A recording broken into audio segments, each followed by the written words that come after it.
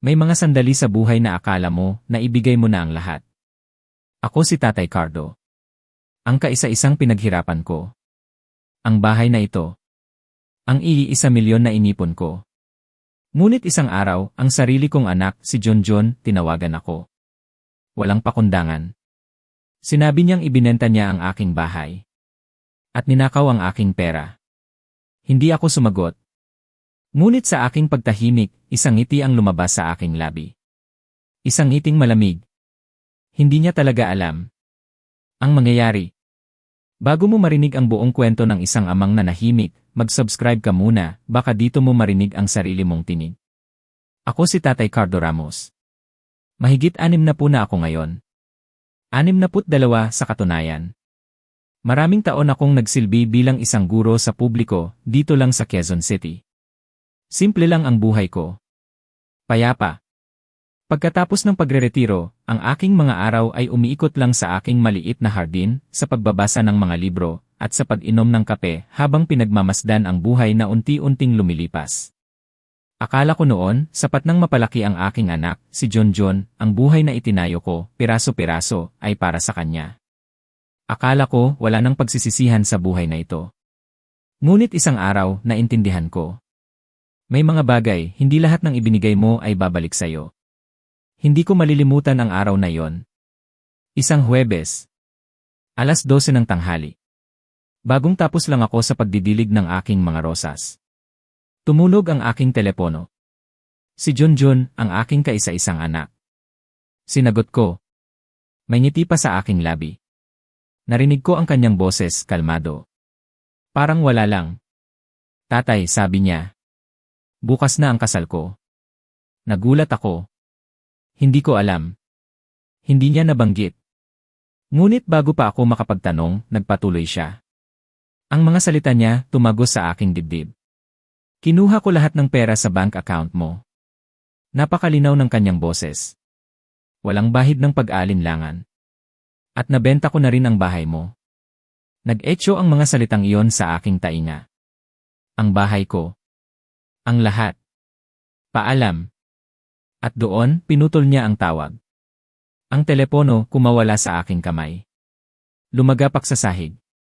Parang isang batong bumagsak mula sa langit. Ang mundo ko. Gumuho. Hindi ako makagalaw. Hindi ako makahinga. Ang lahat ng pinaniniwalaan ko naglaho. Parang bula. Ang tiwala ko. Ang pagmamahal ko. Ang bahay ko. Ang bahay na binuo namin ni Aling Nena. Ang pera ko. Ang lahat ng pinaghirapan ko. Paano niya nagawa? Bakit? Ang tanong na yon umalingaw sa bawat sulok ng aking isip. Paano? Bakit? Bumalik ang aking alaala. Ang alaala ni Aling Nena, ang aking asawa. Namatay siya nang bata pa si John, 12 taong gulang pa lang siya noon. Nag-iisa ako. Nag-isa kong pinalaki si John, 2 trabaho ang pinasok ko. Umaalis ako ng bahay bago sumikat ang araw. Umuwi ako kapag gabi na. Payat ako noon. Walang gaanong pahinga. Wala akong naisip kundi ang kinabukasan ng aking anak. Ang lahat ng aking pangarap isinantabi ko. Ang mga gusto ko para sa sarili ko, binaliwala ko. Hindi ako nagbakasyon. Hindi ako bumili ng bagong damit. Ang lahat ng bawat kusing, itinabi ko para sa kanya. Para sa aming dalawa. Para sa aming pamilya. Para sa kanya. Ang sakripisyong iyon, akala ko, sapat na. Akala ko, ito ang magbibigay sa akin ng kanyang katapatan. Ang kanyang pagmamahal. Ang kanyang utang na loob. Si John, palagi siyang ambisyoso. Minsan, sobra. Bata pa lang, nakikita ko na sa kanyang mga mata ang pagnanais. Ang pagnanais sa mga material na bagay. Ang pagnanais sa marangyang buhay. Akala ko, normal lang iyon. Akala ko, gusto lang niyang umangat. Ang unang babala, 3 buwan na ang nakakaraan. Tumawag siya sa akin. Ang boses niya, matamis. Parang pulot. Tatay, sabi niya. Gusto ko lang po tulungan kayo na i-set up ang auto payment sa inyong mga bank account. Nagtataka ako. May kakaiba akong naramdaman. Kumirot ang aking tiyan. Isang pakiramdam na hindi ko maintindihan. Pero siya ang aking anak. Ang kaisa-isa ko. Naalala ko ang lahat. Ang mga gabi na hindi ako nakatulog. Ang mga overtime ko. Ang mga kaarawan niya na ipinagdiwang namin gamit lang ang murang cake dahil kapos ang pera. Dapat akong magtiwala sa kanya, sabi ko sa sarili. Pagkatapos ng lahat ng ginawa ko para sa kanya. At ibinigay ko ang mga numero ng aking account. Buong puso. Buong tiwala. Ang ikalawang babala. Dumating ito mga 6 na linggo pagkatapos. Dumalaw si Junjun, kasama niya ang kanyang mapapangasawa, si Chloe Sanchez. 26 na taon si Chloe. Maganda. Ngunit mayroong kakaiba sa kanyang ganda. Matatalim ang kanyang mga mata. Kalkulado. Gumawa iyon sa akin ng hindi komportableng pakiramdam. Hindi ko alam kung bakit. Umupo sila sa aking sala. Ang mga mata ni Chloe nilibot ang buong bahay. Ang mga muebles. Ang mga larawan. Ang lumang orasan sa ibabaw ng fireplace. Malaki na siguro ang halaga ng bahay na ito, Tatay Cardo, sabi niya. Hindi niya ako tinawag na tatay o Ginoo. Ang presyo ng ari-arian dito, tumaas ng husto. Ito ang aking tahanan, sagot ko, simple lang. Hindi ako interesado sa pagbebenta. Tumawa si Junjun, mahina. Kinurot niya ang kamay ni Chloe. Nagsasalita lang naman si Chloe, tatay. Hindi mo kailangang mag-alala. Ngunit mayroong kakaiba sa kanyang tingin. Parang may itinatago. Muling kumirot ang aking tiyan. Pagkatapos noon, dumating ang mga bank statement. Bawat umaga ng linggo, ugali ko nang suriin ang aking mga account online habang umiinom ng kape. Ito ay isang maliit na ritual. Isang bagay na nagbibigay sa akin ng kapayapaan. Ang linggong iyon, sa huling bahagi ng Oktubre, biglang tumigil ang aking puso. Ang aking savings account. Iyon ang may ili 1 milyon. Pinaghirapan ko yon sa loob ng mga dekada. Ang siguro ni Aling Nena. Ang mga taon na hindi ako nagbakasyon. Ang mga bagong damit na ipinagkakait ko sa aking sarili. Ili 1 milyon. Ngayon, 12,000 na lang ang laman nito. Ang aking current account halos wala na. Ili 53.00 na lang. Nanginginig ang aking mga kamay nang tawagan ko ang bangko. Si Sheila. Ang kinatawa ng bangko. Mabait siya. Sinuri niya ang aking kasaysayan ng transaksyon. Ginoong Ramos, sabi niya. Ang mga withdrawal na ito ay ginawa mula sa inyong online banking. Ang mga transfer ay papunta sa isang account na nakapangalan kay Junjun Ramos. Siya po ba ang inyong anak? Hindi ako makasagot. Binaba ko ang telepono nang walang sinasabi. 3 oras akong nakaupo sa aking kusina. Nakatingin lang sa dingding. Ang aking isip, blanko. Paano niya nagawa? Bakit? Ibinigay ko sa kanya ang lahat. Ang aking kabataan. Ang aking mga pagkakataon. Ang aking mga relasyon. At ito ang kabayaran. Ito ang paraan niya ng pagbabayad sa akin. Ang utang na loob na sinasabi ko, naglaho na nga ba? Ang sakit. Tumagos sa buto. Ang pagod ko. Ang mga sakripisyo ko. Lahat iyon. Para lang dito. Para sa isang sandali ng pagtataksil. Ang mga babala nasa harap ko. Pero bulag ako. Bulag sa pagmamahal, kinabukasan ng umaga. Tumunog ang aking telepono. Si Junjun, halos hindi ko sinagot. Ngunit may isang puwersa sa loob ko ang pumilit sa akin. Hello, tatay. Ang boses niya masaya. Halos euphorico. Magandang balita. Bukas na ang kasal ko. Nagpasya kami ni Chloe na huwag nang maghintay. Magkakaroon kami ng napakagandang seremonya sa The Manila Polo Club. Naramdaman ko ang pagkirot ng aking lalamunan. Junjun, sabi ko. Ang aking mga account ni. Iyon. Tumawa siya. Talagang tumawa siya. Tatay. Kinuha ko ang pera. Kailangan ko iyon para sa kasal at para sa aming bagong simula. Huwag kang mag-alala, kaya mo na sa pensyon mo. Hindi ka naman kawawa. At mayroon pa. At isa pa. Nabenta ko na ang bahay. May power of attorney ako, tanda mo. Dahil sa mga dokumentong pinirmahan mo noong nakaraang taon. Ang closing kahapon. May 30 araw ka para lumipat. Ang mundo ko. Naging maburol. Ibenta mo ang bahay ko. Nakakuha ako ng magandang presyo, 2,500,000. Gagamitin namin yon para sa down payment ng aming kondo sa syudad. Kailangan ko nang magbaba ng tawag. Tinatawag ako ng organizer ng kasal. Mag-uusap tayo pagkatapos ng honeymoon. Paalam, tatay. Pumutol ang linya. Nanatili akong nakaupo, hawak ang telepono. Ang bigat ng pagtataksil dumurog sa aking dibdib. Naramdaman ko ang pait. Ang sakit. Dahan-dahan. May isang bagay na kakaiba ang nagsimulang lumabas sa akin. Hindi iyon galit. Hindi pa. Ito ay isang bagay na mas malamig. Mas matigas. Na nagpakurba sa aking mga labi sa isang ngiti. Nagsimula akong tumawa. Una, mahina. Pagkatapos mas malakas. Hanggang sa dumaloy ang luha sa aking mukha. Ngunit hindi iyon luha ng kalungkutan.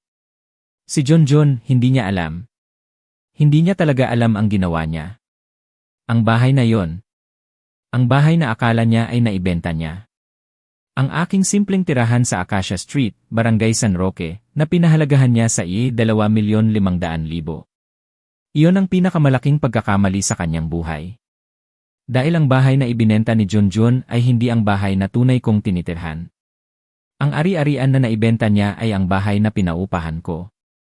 Binili ko iyon 15 taon na ang nakakaraan. Nakarehistro sa aking pangalan para sa buwis. Ito ay kasalukuyang inookupahan ng Pamilya Santos na may kontrata pa sa loob ng 18 buwan. Ang aking tunay na tahanan. Ang bahay na kinaupuan ko ngayon. Walang utang.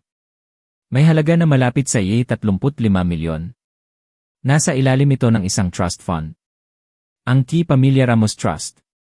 Nakapangalan sa pamilya ng aking yumaong asawa, si Aling Nena. Hindi alam ni John na mayroon nito. O, aking sakim at hangal na anak. Saan ka napasok? Ang tawa ko, unti-unting namatay. Nag-iwan ng isang bagay na mas matatag. Parang yelo sa aking mga buto. Umupo ako sa mesa ng aking kusina. Ang tunay kong kusina. Pinilit ko ang aking sarili na mag-isip ng malinaw. Ano ba talaga ang nawala sa akin? Narito na ang isang mahalagang bahagi ng aking kwento. Ano sa tingin niyo ang dapat kong gawin sa sitwasyong ito? I-like ang video na ito at ibahagi sa inyong mga kaibigan. Ikwento niyo sa comment section kung ano ang nararamdaman niyo o kung mayroon din kayong karanasan na katulad nito. Basahin ko ang inyong mga tugon at magpapatuloy tayo sa susunod na bahagi. Ang pagbebenta ng bahay na inuupahan. Iyon ay magdudulot kay John ng isang legal na impyerno. Kapag nalaman ng mga bumili na mayroong mga nangungupahan na may valid na kontrata, magkakaproblema. Ang Pamilya Santos, nakatira sila doon ng 3 taon na. May 16 na buwan pa sila sa kanilang kontrata. Si John, haharapin niya ang mga demanda mula sa mga bumili dahil sa pandaraya. At malamang mga kasong kriminal. Dahil sa pagbebenta ng ari-arian na hindi niya legal na karapatang ibenta. Ang power of attorney na sinasabi niya. Hindi ko kailanman pinirmahan ang ganoon. Ano man ang sinasabi niyang mayroon siya, peke yon. O nakuha niya yon sa pamamagitan ng panlilinlang. Ang pinakamasakit. Ang ninakaw na ipon. Ang 1,000,000. Iyon ang aking seguridad. Ang aking kalayaan. Ang aking hinaharap. Ang pera na yon ay para sa akin. Para hindi ako maging pabigat kaninuman. Napakapait na katotohanan na ang sarili kong anak ang nagnakaw nito para lang hindi niya ako maging pabigat. Ngunit mayroong isang mahalagang bagay na hindi naintindihan ni John, hindi ako walang kalaban-laban. Hindi ako isang matandang nalilito na handang tanggapin ang pagtataksil ng tahimik. Bago ako nagtrabaho sa library, nagtrabaho ako ng ilang dekada sa mga opisina ng gobyerno. Bilang isang guro, bilang isang opisyal ng barangay, natuto ako tungkol sa mga kontrata, mga ari-arian, at lalo na sa mga pandaraya. At higit sa lahat, maingat ako sa pagtatago ng mga record. Lahat. Binuksan ko ang aking filing cabinet.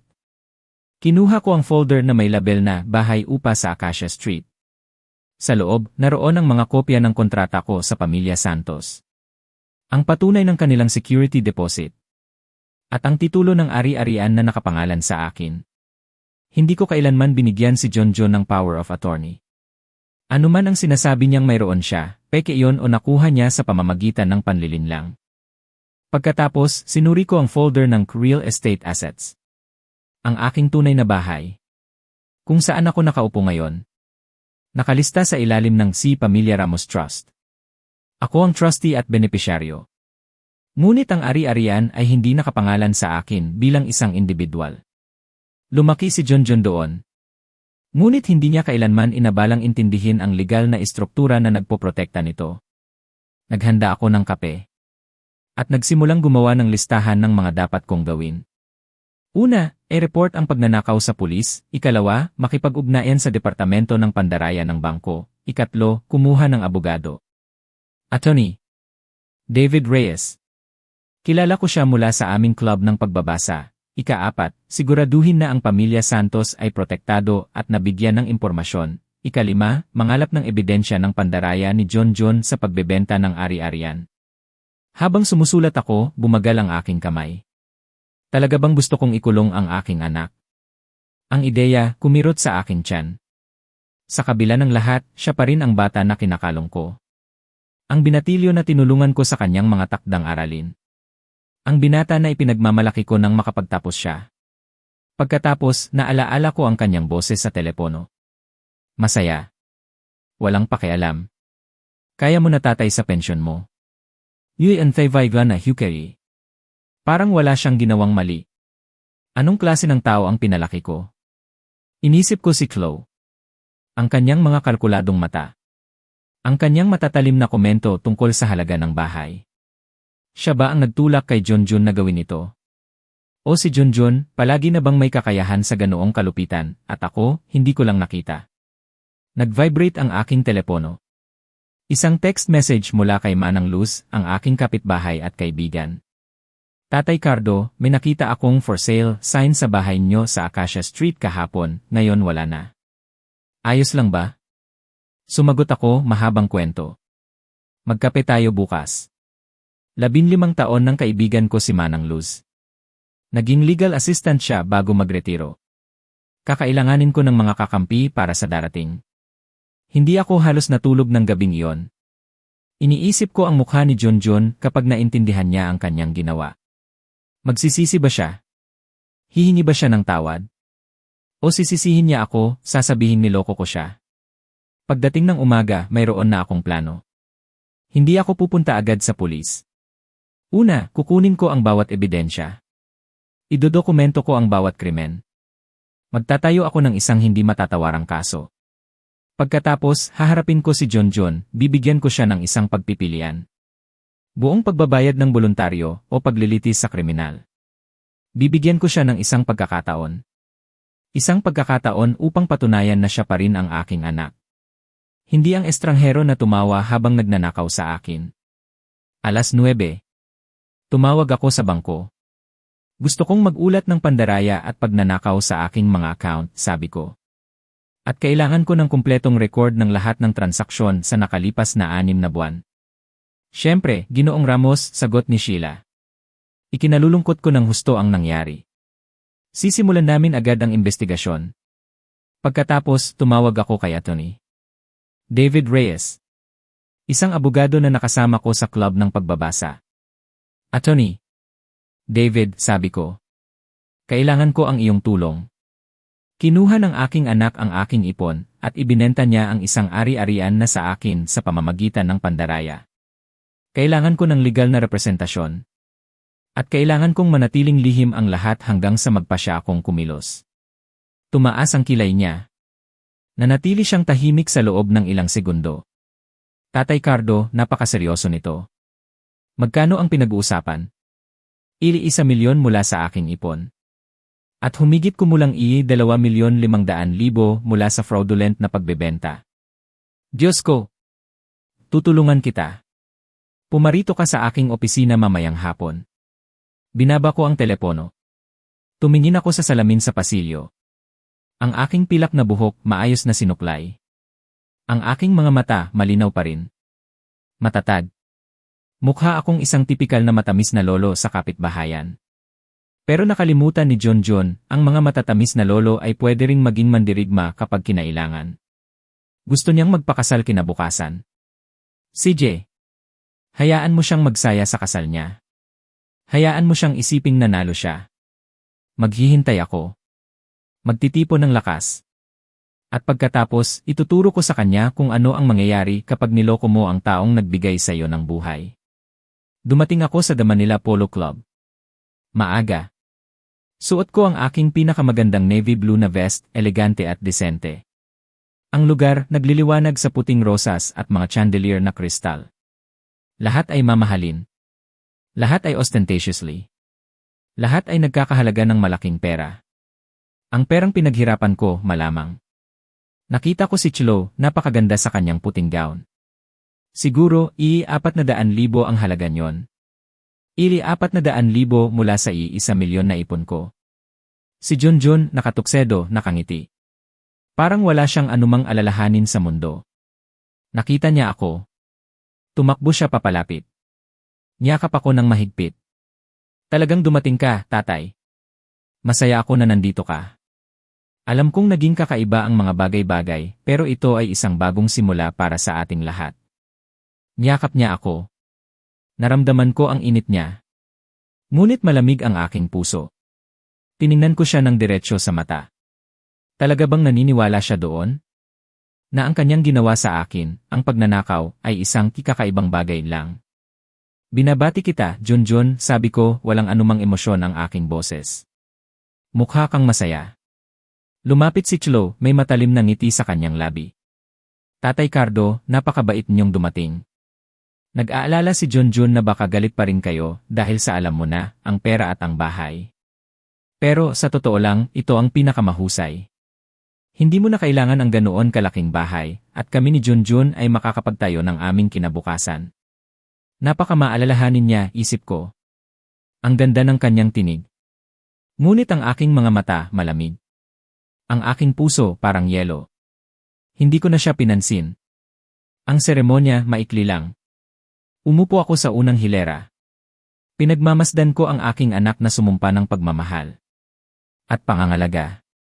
Sa isang babae na tumulong sa kanyang lokohin ang kanyang sariling tatay. Sa panahon ng salusalo, nakipag-usap ako ng may paggalang. Uminom ng eupan. Halos hindi ko naramdaman. Ngumiti ako sa mga larawan na hindi ko kailanman gugustuhing makita muli.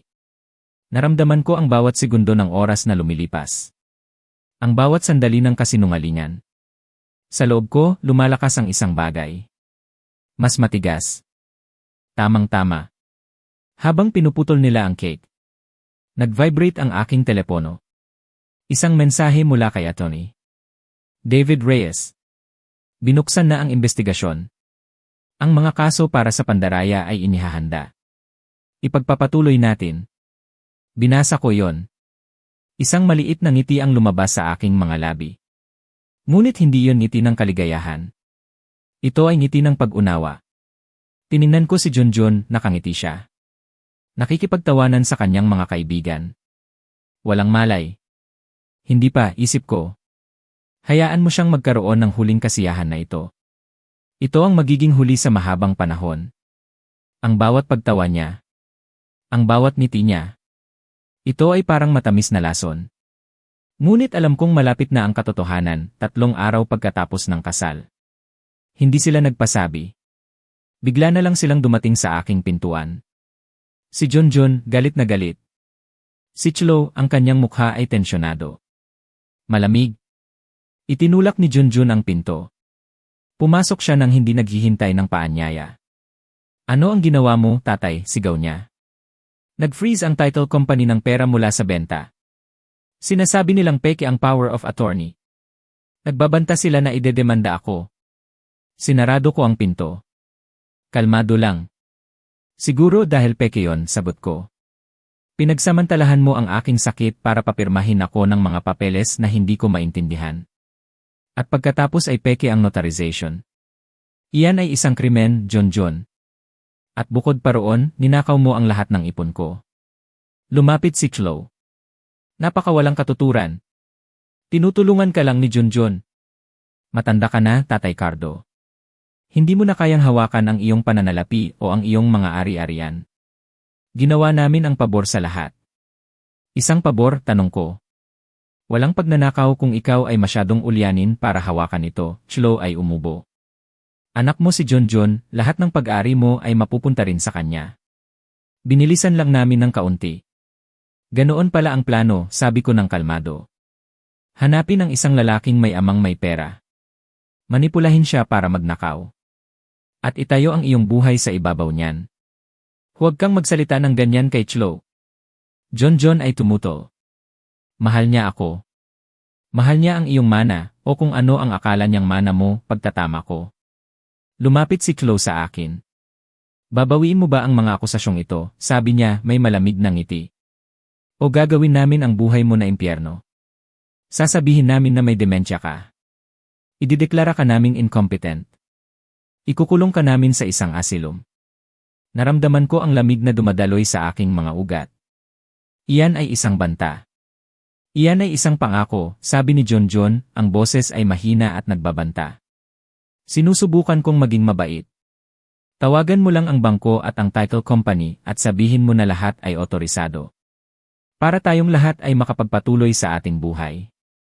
Kung hindi, ikukulong ka namin sa mga demanda sa loob ng maraming taon. Marami kaming abogado.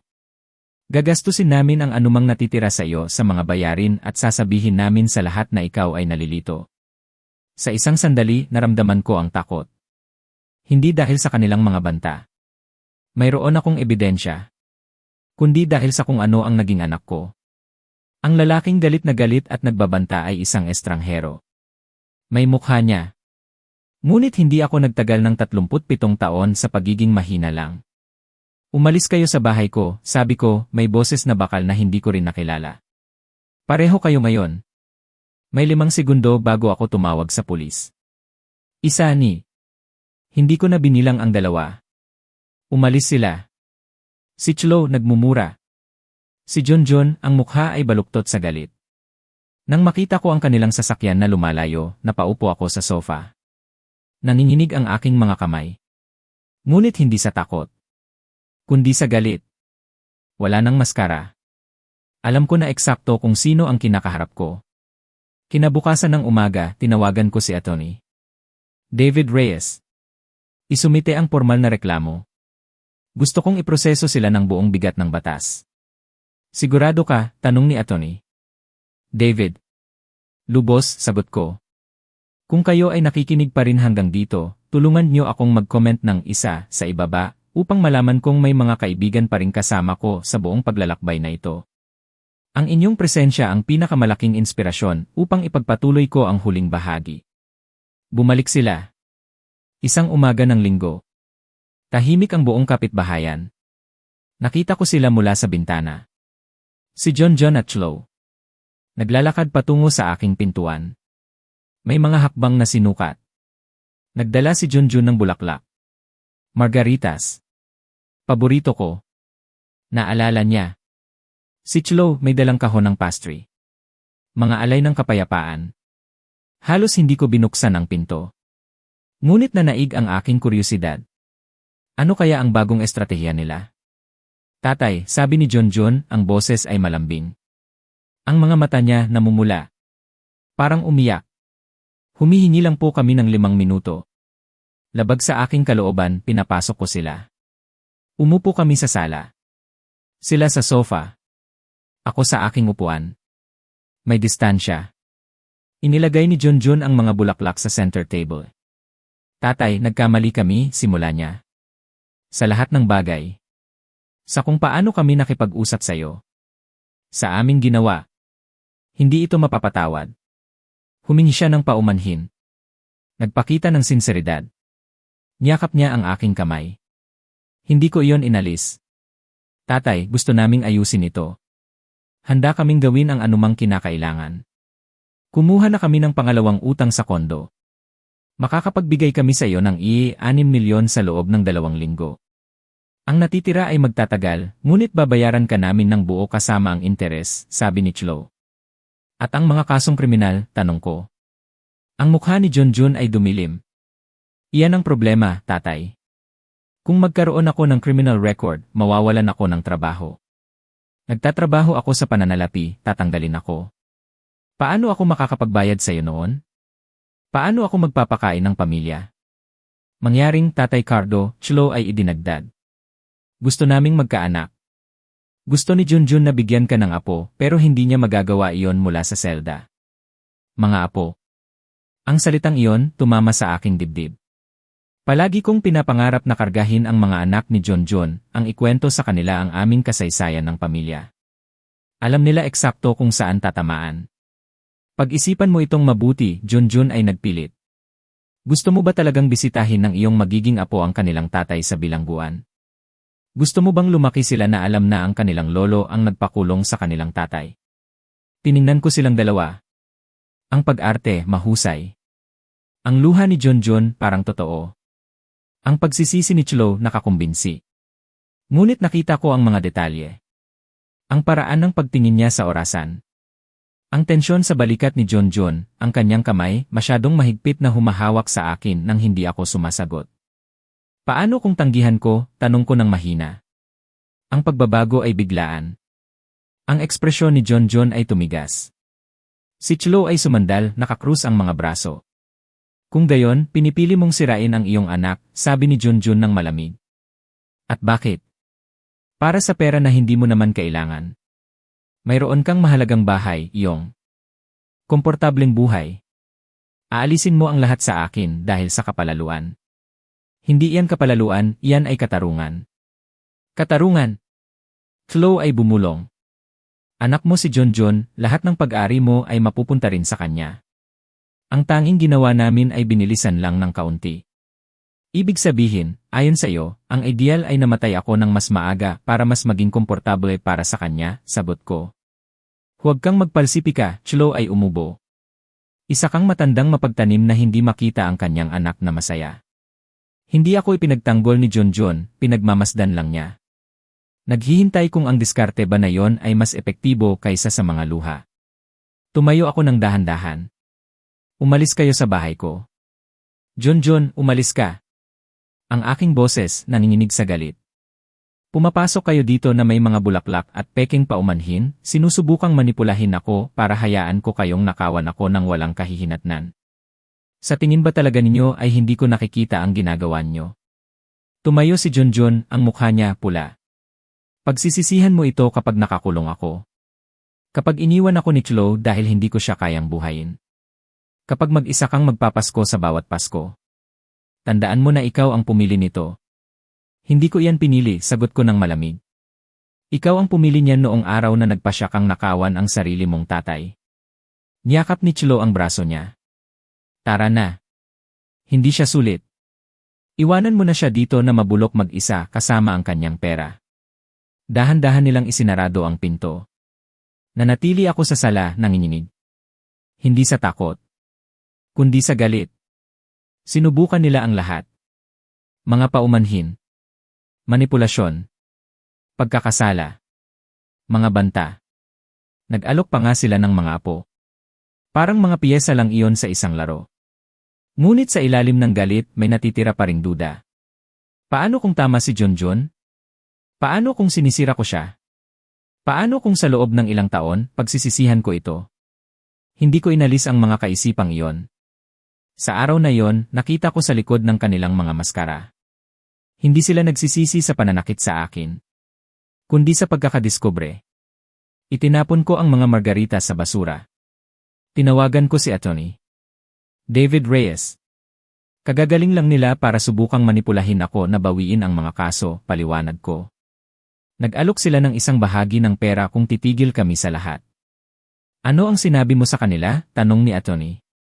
David. Na umalis sila sa bahay ko. Mayroong isang paghinto. Pagkatapos, ang mainit na tawa ni Atty. David. Magaling ka, Tatay Cardo. Malaking lakas yan. Lakas o katigasan ng ulo, hindi ako sigurado. Ngunit alam kong hindi na ako makakabalik pa. Dumating ang araw ng paglilitis. 6 na linggo ang lumipas. Inihanda ako ni Atty. David Reyes para sa lahat. Ang proseso. Ang mga tanong. Ang posibilidad na tatanggapin ni Junjun ang isang kasunduan. Ngunit siya, matigas ang ulo at may maling akala, tumanggi. Kumbinsido siya na ang isang hurado ay kakampi sa anak laban sa isang mapaghiganti na tatay. Nagsuot ako ng isang simpleng kulay abo na suit. Maingat kong sinuklay ang aking buhok. Kailangan mong magmukhang mahina, ngunit matatag, sabi ni Atty. David Reyes. Hindi ka biktima, ikaw ay isang survivor. Ang hukuman. Malamig. Nililiwanagan ng fluorescent na sumasalamin sa makintab na sahig. Umupo ako sa likod ng mesa ng prosekusyon. Ang aking mga kamay nakakrus. Si Junjun ay nasa kabilang panig. Kasama niya si Chlo at ang kanyang abogado, si Atty. Mendoza. Isang eleganteng lalaki. Dalubhasa sa mga krimen sa pananalapi. Nang magtama ang aming mga mata, may nakita akong hindi ko inaasahan. Takot. Tunay na takot. Mabuti. Sa wakas, naintindihan din niya na seryoso ito. Ang piskal, si Prosecutor Garcia. Isang babaeng may katatagan. Nagpakita siya ng isang matibay na kaso. Mga record ng bangko ng mga transaksyon na walang pahintulot. Ang testimonya ng title company tungkol sa peking power of attorney. Ang pagsusuri ng eksperto sa sulat kamay. Nagpakita yon kung paano ang aking pirma sa Diumanoy Power of Attorney ay hindi tumutugma sa aking karaniwang pirma. Ito ay nanginginig. Hindi sigurado. Consistent sa isang taong pumipirma sa ilalim ng matinding gamot o walang buong malay. Sumaksi ang pamilya Santos tungkol sa umiiral na kontrata ng pag-upa. At sa gulo na halos nagpahina sa kanila. Ang estratehiya ng depensa. Malinaw. Ipakita ako bilang isang matandang nalilito at may hinanakit. Isang tao na nagsisisi na tumulong sa kanyang anak. Tumayo si Atty. Mendoza para sa kanyang pahayag. Ginang at ginoo ng hurado, sabi niya. Ang kasong ito ay tungkol sa isang hindi pagkakaunawaan ng pamilya. Tungkol sa huling pagsisisi. Ibinigay ni Tatay Cardo Ramos ang kanyang anak na si Junjun ng access sa kanyang mga account at otoridad sa kanyang ari-arian. Bakit? Dahil siya ay 62 taong gulang. Naninirahan mag-isa. At nangangailangan ng tulong. Hindi ninakaw ni Junjun ang kanyang tatay. Kumilos siya ng may pahintulot. Ngunit ngayon, naimpluwensyahan ng iba at naapektuhan ng pagkalito na likas sa edad, binago ni Ginoong Ramos ang kwento. At ipinakita ang kanyang sarili bilang biktima. Naramdaman ko ang galit na kumulo sa aking loob. Ngunit nanatili akong kalmado. Umusad ang paglilitis. Kalmado. Metodiko. Tinawag ni Prosecutor Garcia ang kanyang mga testigo. Isa-isa. Itinayo ang kaso. Peraso-peraso. Isang empleyado ng bangko ang sumaksi. Sinabi niya na tinawagan ko siya agad nang matuklasan ko ang pagkawala ng pera. Umiiyak. Nalilito. Ipinaliwanag ng kinatawan ng title company ang mga irregularidad ng dokumento. Ipinaliwanag ng isang eksperto sa sulat kamay kung paano ang aking pirma sa Diumanoy Power of Attorney ay hindi tumutugma sa aking karaniwang pirma. Ito ay nanginginig. Hindi sigurado. Consistent sa isang taong pumipirma sa ilalim ng matinding gamot o walang buong malay. Pagkatapos, ako naman. Umakyat ako sa estrado. Inilagay ko ang aking kamay sa Biblia. At sumumpa na sasabihin ang katotohanan. Maingat akong ginabayan ni Prosecutor Garcia. Sinabi ko ang aking relasyon kay Junjun, ang pagmamalaki ko sa pagpapalaki sa kanya ng mag-isa. Ang aking pagkabigla nang matuklasan ko ang kanyang pagtataksil. Ginoong Ramos, tanong ni Prosecutor Garcia. Binigyan mo ba si Junjun ng pahintulot na mag-withdraw ng ₱1 milyon mula sa iyong savings account? Hindi, sagot ko ng malinaw. Kailanman? Pinahintulutan mo ba siyang ibenta ang iyong bahay na inuupahan? Hindi. Ang bahay na iyon ay nagbibigay ng kita na pandagdag sa aking pensyon. Kailanman ay hindi ko pahihintulutan ang pagbebenta nito. Nilagdaan mo ba ang isang power of attorney na nagbibigay kay Junjun ng kontrol sa iyong pananalapi? Hindi nang may malay. Naospital ako dahil sa malubhang pulmonya. Mayroon akong napakataas na lagnat. Nagdala si Junjun ng ilang papeles at sinabi na yon ay mga form ng seguro. Halos hindi ko na matandaan ang mga araw na yon. Agresibo akong tinanong ni Atty. Mendoza. Sinubukan niya akong ipakita bilang isang taong may hinanakit. Isang taong nalilito. Ngunit handa ako. Totoo ba, Ginoong Ramos, na hindi mo aprubahan ang relasyon ni Junjun kay Chlo? Tanong niya. Hindi, ang hindi ko aprubahan ay ang pagnanakaw niya sa buong buhay ko.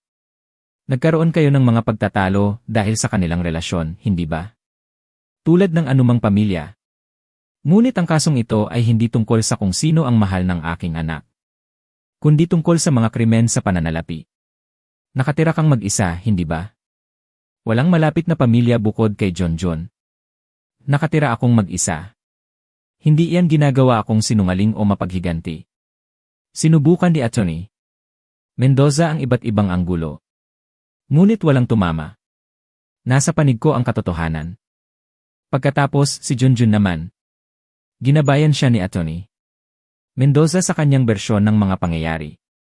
Kung gaano siya nag-alala sa akin. Kung paano ko raw siya pinakiusapan na hawakan ang aking pananalapi. Kung gaano raw ako kasaya na tumulong sa kasal.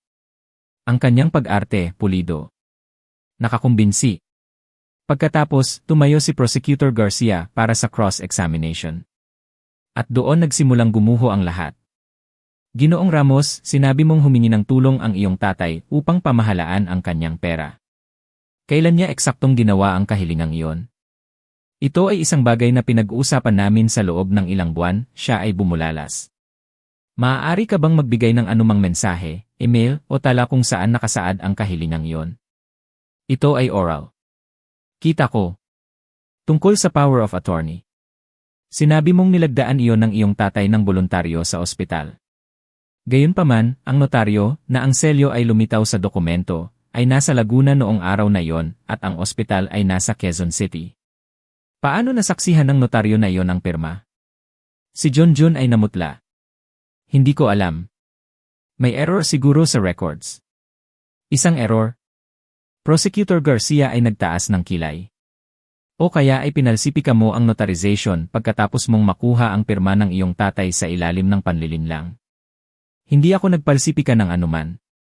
Pag-usapan natin ang pagbebenta ng bahay sa Acacia Street, patuloy niya. Ipinaalam mo ba sa mga mamimili na may umiiral na kontrata sa pag-upa sa pamilya Santos? Akala ko alam nila. Sa pamamagitan ng banal na espiritu, tanong ni Prosecutor Garcia ng malamig. Ipinakita mo ang iyong sarili bilang may-ari na may ganap na otoridad na ibenta. Hindi mo ba isinasaalang-alang ang iyong responsibilidad na ipaalam na may mga umuupa na may aktibong kontrata? Nagsimulang magsalungatan si Junjun, nauutal. Umuulit. Pinagmamasdan ng hurado habang ang kanyang mahusay na inihandang bersyon ay gumuho. Ang totoo, Ginoong Ramos, pagtatapos ni Prosecutor Garcia, alam mo eksakto ang iyong ginagawa. Pinalsipika mo ang mga dokumento. Ibinenta mo ang ari-arian na hindi sayo. Inubos mo ang account ng iyong tatay. At ginawa mo iyon sa isang dahilan, upang pondohan ang iyong kasal at ang iyong bagong buhay. Hindi ba ganoon? Hindi, gusto ko lang siyang tulungan. Gusto niyang nakawan siya, gusto niyang mawalan ng ipon at bahay. Tinanggap ng hukom ang pagtutol ni Atty. Mendoza dahil sa argumentatibong tanong. Ngunit ang pinsala ay nagawa na. Nakita ng hurado si Junjun na nawalan ng kontrol.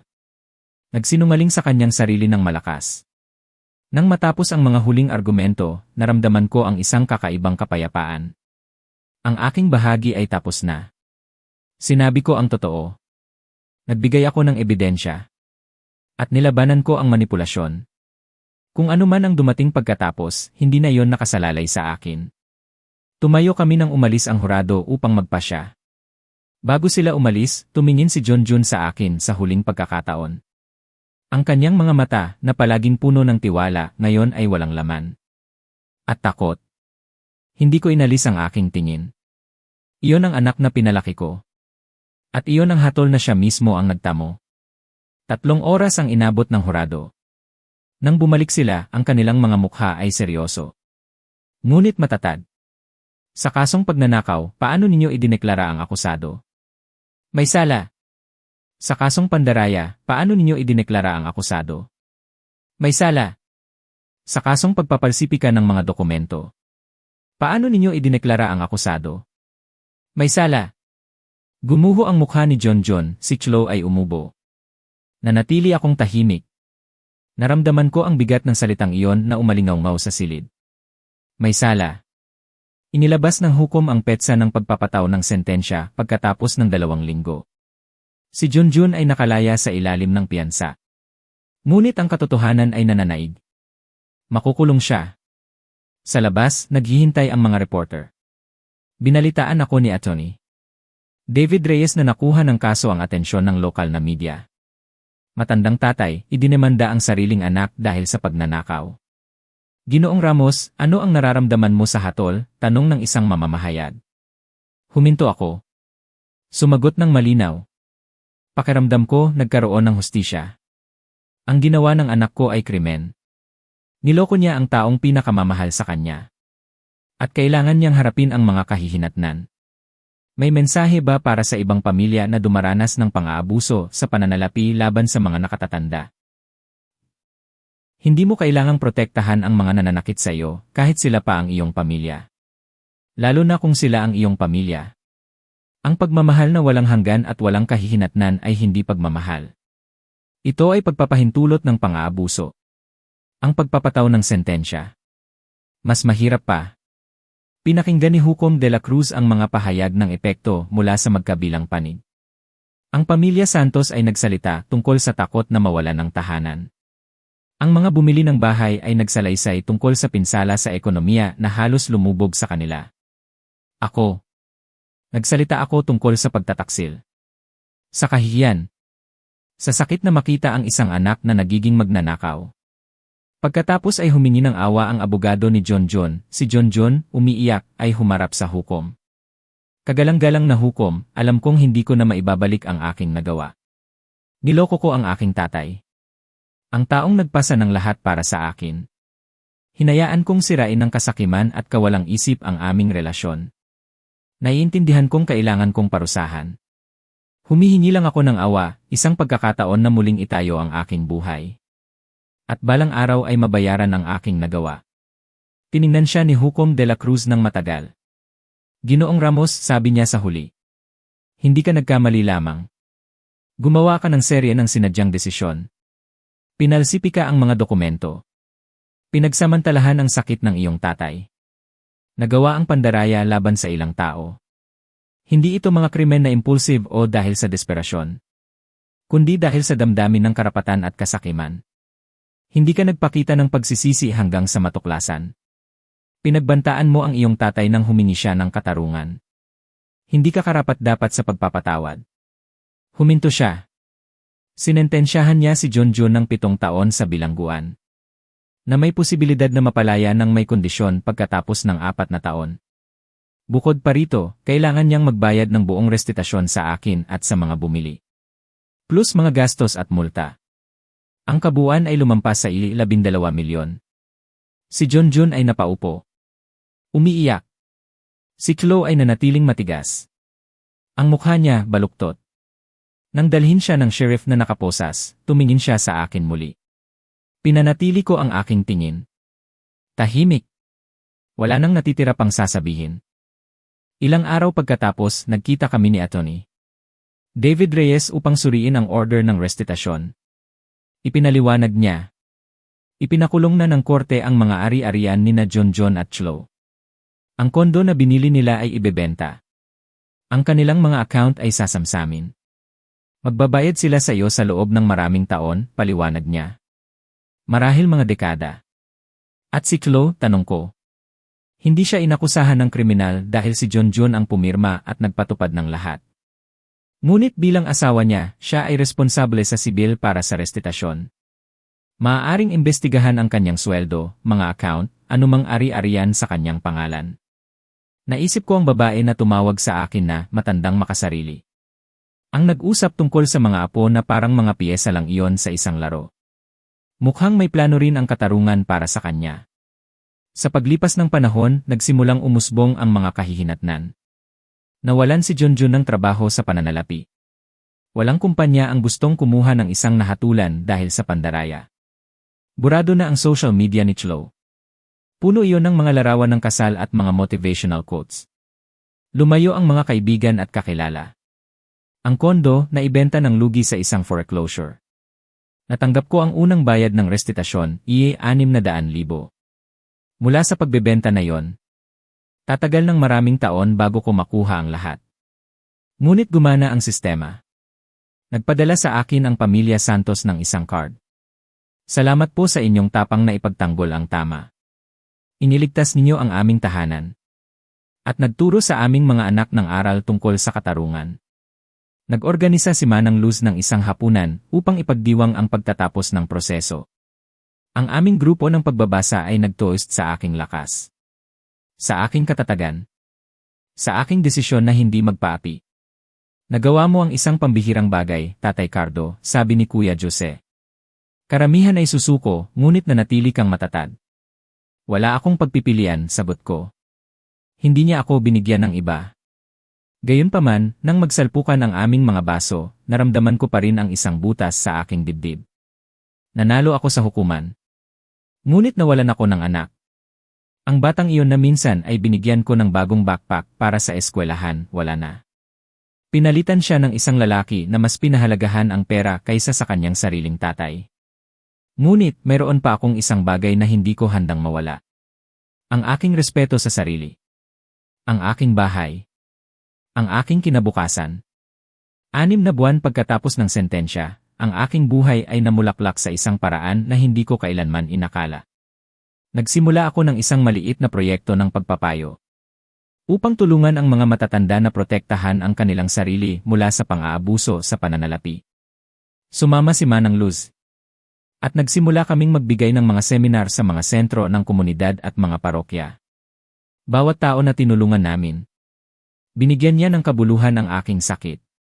Ang sugat ko ay may layunin. Naglakbay ako sa Ireland. At sa Canada. Bumisita ako sa mga lumang kaibigan. At sa aking ika-negatibo 63 kaarawan, nag-organisa si Manang Luz ng isang sorpresang party. Habang tinitingnan ko ang mga nakangiting mukha sa paligid ko, naintindihan ko na nagkamali si John, hindi ako nag-iisa. Mayroon akong komunidad. May layunin. At tunay na kaligayahan. Samantala, gumuho ang mundo ni John, mahirap ang bilangguan. Inatake siya ng ilang beses. Nagkaroon siya ng depresyon. At mga atake ng pagkabalisa. Diniborsyo siya ni Chlo pagkatapos ng 8 buwan. Ipinakita ang kanyang sarili bilang isa pang biktima. Bumalik siya sa bahay ng kanyang mga magulang. At nagtrabaho ng 2 trabaho sa tindahan. Upang mabayaran ang kanyang bahagi ng restitusyon. Naglaho ang kanyang social media.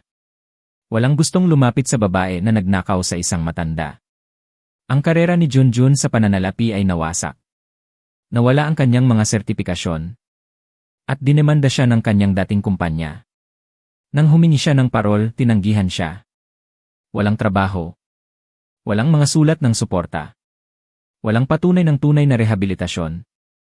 Lilipas niya ang buong 7 taon. Pinili kong alagaan ang aking sarili. At sa kakatwang paraan, ang desisyong iyon ang naghatid sa akin sa pinakamayamang panahon ng aking buhay. Sa paglingon, naiintindihan ko ang nangyari. Minahal ko siya ng labis nang walang kondisyon. Na nakalimutan kong turuan siyang mahalin ako pabalik. Nagbigay ako ng walang hangganan. Nagpasan ng walang sukat. At sa paggawa nito, pinalaki ko ang isang naniniwala na may karapatan siyang kunin ang anumang gusto niya. Ang pinakamalaking aral na natutunan ko ay ang pagmamahal na walang respeto ay walang halaga. At ang isang pamilyang walang integridad ay isang pangalan lang na pinagsasaluhan. Nasa bilangguan ng anak ko dahil gumawa siya ng krimen. Hindi dahil sa mapaghiganti ako. Pinili niya ang kasakiman kaysa sa pagmamahal.